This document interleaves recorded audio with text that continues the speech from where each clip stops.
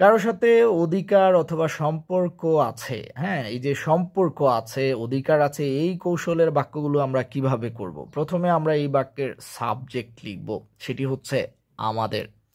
আমরা একটু দেখার চেষ্টা করি। আমাদের ইংরেজি হচ্ছে এই যে আওয়ার, আওয়ার মানে হচ্ছে আমাদের।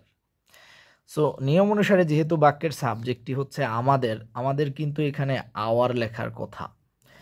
কিন্তু আমাদের বাক্যের গঠন অনুসারে, প্রথমে সাধারণ বাক্যের গঠন অনুসারে আমাদেরকে সাবজেক্ট লিখতে হয়। এটি আমরা জানি যে প্রথমে আমাদেরকে সাবজেক্ট লিখতে হয়, এরপর ভার্ব লিখতে হয়, এরপর অবজেক্ট থাকলে সেটি লিখতে হয়, না থাকলে বাকি অংশ লিখব এবং ফুল স্টপ দিয়ে দিব।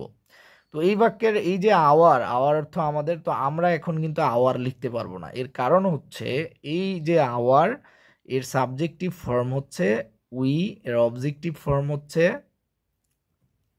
আজ। উই, আজ, আওয়ার। এই যে আওয়ার কোথায় থেকে আসছে? উই থেকে। এই সাবজেক্টিভ ফর্ম নমিনেটিভ কেস যেটারে বলা হয়, এই ফর্ম থেকে আসছে এটা। তো আমরা বাক্য যখন লিখব তখন এটা দিয়ে লিখতে পারবো না, অর্থাৎ সাবজেক্ট হিসেবে আমরা সাবজেক্টিভ ফর্মই ব্যবহার করতে পারবো। সো আমরা এখন লিখব উই। যাদের সময় থাকবে তারা দেখবেন, বুঝার দরকার আছে যাদের, তারা দেখবেন।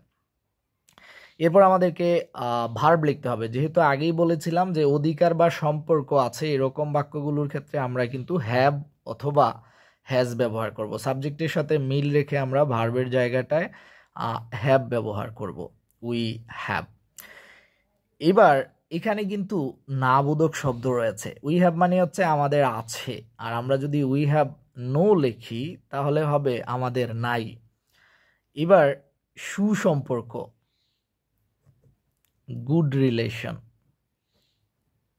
এই গুড রিলেশন শব্দের অর্থ হচ্ছে সুসম্পর্ক। We have no good relation. এবার তার সাথে আমরা লিখব উইথ মানে হচ্ছে সাথে, হিম অথবা হার, ছেলে অথবা মেয়ের ক্ষেত্রে। এইভাবে আমরা বাক্য